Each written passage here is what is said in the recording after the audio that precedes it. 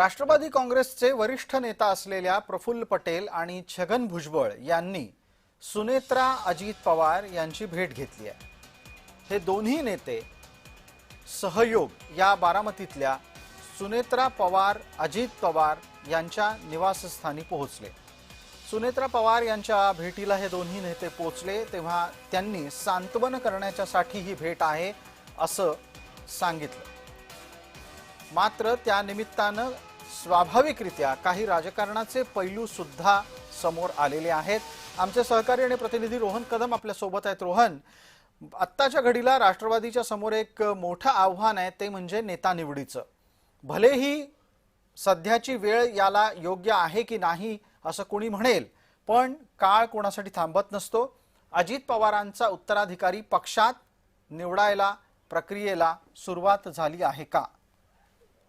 खरं तर अजित पवारांच्या राष्ट्रवादीचे प्रफुल्ल पटेल आणि छगन भुजबळ हे अतिशय वरिष्ठ नेते आहेत आणि हे दोन्ही वरिष्ठ नेते सुनेत्रा पवारांची केवळ सांत्वनपर भेट घेण्यासाठी या निवासस्थानी पोहोचलेले होते। कारण का काल देखील हे दोन्ही नेत्यांनी भेट घेतलेली होती, परंतु स्वाभाविकपणे पक्षातील वरिष्ठ म्हणून निवांतपणे किंवा एकत्रितपणे काही गोष्टी बोलण्यासाठी सांत्वन करण्यासाठी जरूर हे दोघं नेते भेटले असतील, पण या भेटीमध्ये कोणत्याही प्रकारची राजकीय चर्चा जी आहे ती झालेली नाहीये। कोणत्याही प्रकारे उत्तराधिकारी कोण असेल पक्षाचा किंवा उपमुख्यमंत्रीपदी कोण असेल याबाबत कोणत्याही प्रकारची चर्चा या वरिष्ठ नेत्यांकडून करण्यात आलेली नाहीये। कारण अजित पवारांचं केवळ 2-3 तासांपूर्वीच अंत्यसंस्कार जे आहेत ते करण्यात आलेले आहेत, त्यामुळे स्वाभाविकपणे अशी चर्चा कोणत्याच प्रकारे राजकीय नेते असतील किंवा कोणीच अशा प्रकारे चर्चा करू शकत नाही।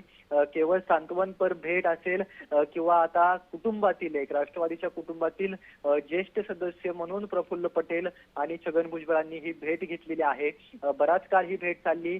पार्थ पवार असतील, जय पवार असेल यांचं देखील सांत्वन करणं असेल, भविष्यामध्ये या सगळ्यांना उभारी देणं, या दुःखातून बाहेर येण्यासाठी त्यांना एक वडीलधारी म्हणून मार्गदर्शन करणं किंवा यांच्यासोबत चर्चा करणं, अशाच गोष्टी ज्या आहेत त्या या नेत्यांमध्ये घडलेल्या आहेत आणि हीच चर्चा जी आहे ती देखील निकटवर्तीयांकडून सांगितलेली आहे। त्यामुळे कुठलीही राजकीय भेट ही बिलकुलही नव्हती। भविष्यात निश्चितचपणाने अजित पवारांनंतर राष्ट्रवादीमध्ये आव्हान असणार आहेत, विविध गोष्टींसाठी आव्हान असणार आहेत, मग ते मंत्रिपद असतील, पालकमंत्रीपद असेल किंवा काही दिवसानंतर पुन्हा एकदा निवडणूक लागेल, त्या संदर्भामध्ये चर्चा करण्यासाठी अनेक दिवस आहेत, अनेक वेळ आहे, परंतु आजचा हा दिवस या सगळ्या चर्चा करण्यासाठीचा नाहीये। आज अजित पवार आपल्यात नाहीयेत, त्या दृष्टीनेच मार्गदर्शन करण्यासाठी हे नेते त्यांना भेटलेले पाहायला मिळत आहेत।